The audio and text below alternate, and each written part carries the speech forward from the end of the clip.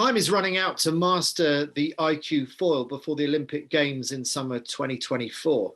So you need all the help you can get. In which case, how can technology help accelerate your learning curve? Well, we've got one of the world's best foiling windsurfers, Sam Sills of Great Britain, to talk through how Sailmon has been helping him up his game. So before we say hi to Sam, my name is Andy Rice. I'm the host for the call.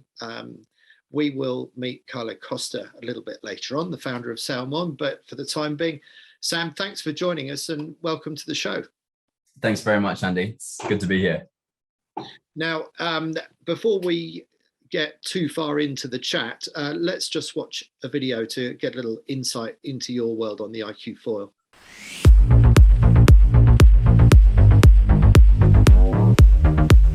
Started when I was probably 9 years old. Started sailing at a small lake in England, and then progressively started doing competitions, and then kind of just went through that whole pathway in the UK to become an elite sportsman. It's really high adrenaline, so very high speeds, a lot of action, everything happens very fast. It's quite technical class, so I really enjoy those two aspects basically. The men's sail is 9 metre and then the women's sail is 8 metre. We've come to Lanzarote simply because it's got the best conditions in Europe. It's kind of like the European Hawaii, just constant wind, constant temperature, and we can do a lot of hours on the water. We've sailed in a lot of other places around the world, so Portugal or mainland Spain, but the Canary Islands is by far the best place to be in the winter. So when we race, we normally have a week of racing, up to 5 days. It's normally about 100, maybe 120 competitors, and we race a few races each day over the course of that time period. And at the end of the competition, whoever is in the top 12 will go into a final, and then it will be a knockout system to find the medalists from that point. This is the first time that hydrofoil windsurfing is in the Olympics, and it will be in Paris, France. So we're really excited to get somewhere close to home this cycle and spend a lot of time in Marseille.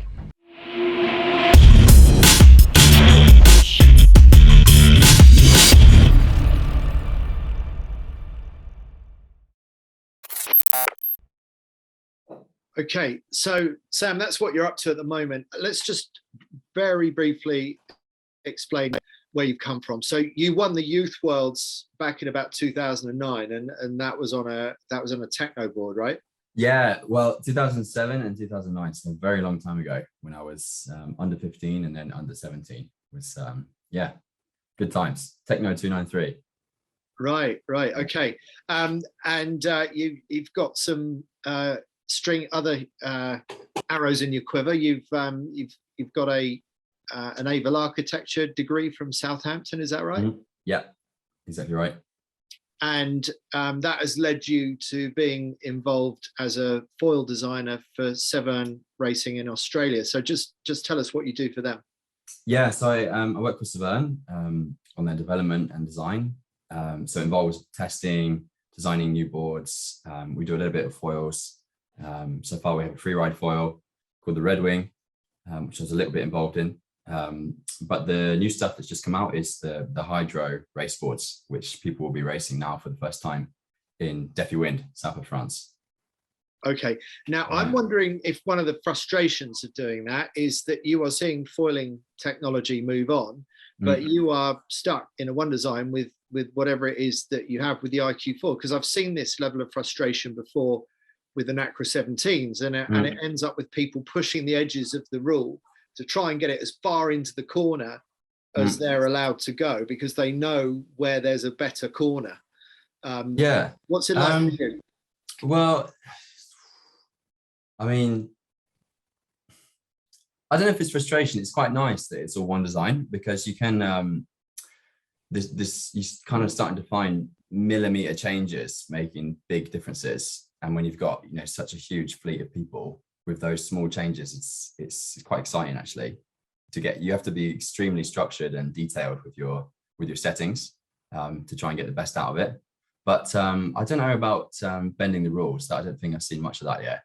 It's more just keeping the foils very clean, like looking after them insanely well, making sure that the settings are right. but they're generally okay in terms of like quality control. There is differences, but it's not like some Olympic classes. So I've been quite lucky. I haven't been through too many wings or foils to find what I need.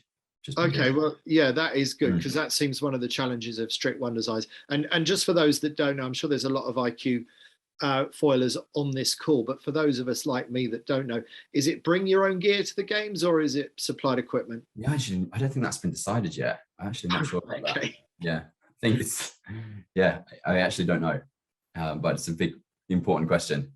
Right. And I would think, even though you are in a strict one design, your understanding of naval architecture and the work you do with designing foils, that probably helps you to a degree, does it? Yeah, oh, massively. Yeah, it really helps a lot to help with the physics, understanding what small aspects change different parts of the foils. Yeah, it's been very helpful. But also in some regards, it's actually sometimes you come with too much insight, and then particular things that happen, you really struggle to explain, and then you're like, well, it should be like this. And sometimes you're a bit beyond the physics books or beyond the design books, working more in the realms of like structures that are bending, very hard to predict, and yeah, weird stuff happens, which makes it actually very interesting. So, and we always know that whatever type of sailing we're talking about, there are those seat of the pants instinctive sailors, and then there are the very technical ones. Just like in Formula One, you have your Sennas and your Prosts, and both can do equally well with very different approaches. So, where do you put yourself in that spectrum, and where are your strengths and weaknesses? On the spectrum. I mean, spectrum. I mean, I'm not trying to be rude about you. No, I'm joking. I think I come with the technical side. I really enjoy that side of it. But then I also, my best results and best conditions have been when it's been sort of nuclear conditions, very, very windy. And that's when I've generally done best. So I would say maybe the technical side, but I like when it gets hard. Right. And does it get scary at high speeds? Yeah, it's always scary. Yeah. You got to keep it scary. That's the motto. Right. Okay. If it's not scary, you're not going fast enough. Right. Yeah. Excellent. And you've got a 7th in the world so far in the IQ foil, and just last weekend you got 5th in the Europeans. Yeah. Exactly. Yeah. And made the medal race in every major regatta that you've done. So you've been very consistent. Yeah. Exactly that. Yeah. Right. And so coming back to what I said at the top of the show, COVID has already compressed this Olympic cycle, and you've got the challenge of being on new Olympic equipment, doing a completely different format to anything we've seen before in Olympic sailing competition. A lot more jeopardy, a lot more riding on the high pressure final day and the final race. So psychologically and technically very different to anything that we've seen before. So what we want to dig into on this call is what you're doing to speed up your learning curve, and how Sailmon is helping you do that. So time is critical. How are you making the most of your time, just in a general sense, before we get into Sailmon? Before we get to Sailmon, it's really just planning, having a solid plan all the time, and trying to think quite far ahead. There's so many details in foiling class that you need to kind of be on top of, and like there's actually not enough time to be on top of all of it. So you need to prioritize. Really, that's probably the key, I would say. Yeah. Well, we also welcome questions on this call. So if you do want to put a question to Sam, then drop that into the chat box, and our behind the scenes guy, Chiet from Sailmon, will try and bring you in and ask your question directly to Sam as well. So we'll see if we can make that happen as well. Now, let's get into the nitty gritty of how and why you use Sailmon technology, Sam. So tell us, because there's many different ways you can apply the technology. How do you do it? Yeah, well, so my first introduction to Sailmon was really at the Europeans last year when we had the device in the medal race. And then later on, when I was looking at the app, looking at the information that was coming back out the medal race, it was sort of clicked like, wow, this is insanely useful. The first thing was really just seeing the course, seeing different things that happened on the course in that moment, and to have that in the Olympic venue as well was really valuable. And yeah, I mean, the medal race is really, it's a really interesting factor in the whole game, because it's so different from what you do every day leading up to it. And it's over in a fraction of a second. So you really need to know what went wrong, what happened, and like, was there any places you could gain? And yeah, I remember specifically looking at this day and looking, I always started at the top end because that's where I felt comfortable on that particular day. But then when I looked at the GPS track, it was obvious that the pin end was like, it's much less distance to the first mark. That was just one example. So from then I started talking to Calais and Kim, and we started working together. We did quite a lot of development on the devices to make sure they're robust enough. And so from then I was really learning how to use it more and more. Wanted to develop a set of polars to be able to compare equipment. This is quite a big project. Also be able to see what angles you're doing when you're going upwind of the board, particularly heel, particularly your speed off the wind. And that's pretty amazing when you have it visually. I have two devices, so I normally have one on the front, and then I've been experimenting with slaving that to go into the sail. So I have a panel in the luff sleeve where I can see when I'm sailing, or on the front. But putting it on the front, you just need to be careful that you don't hit it. You just need to be careful when you sail, basically. So that's for the Sailmon Max. Yes. And now the Mini is coming into play, but Carla can tell us a little bit more about that, and yeah, how that might feature in the IQ foil and the Olympic scene in future. So so how is it accelerating your learning curve? Are you seeing different heel angles and coming to faster conclusions about how to sail the board? Sometimes you have these days where you're sailing in a group of people and you come off the water and you like, I think I was faster. And you compare, you ask, okay, what settings were you on? What settings were you on? And you try to understand, like, was I quick? Was I not quick? It's really an art. But then when I start using the Sailmon, it actually, like, it can tell you this. And that was actually extremely valuable, because then I was actually able to line up, like, okay, that felt very quick that day. I was doing very well. Look at the data. Oh, wow, I was actually 0.2 knots quicker on the VMG upwind.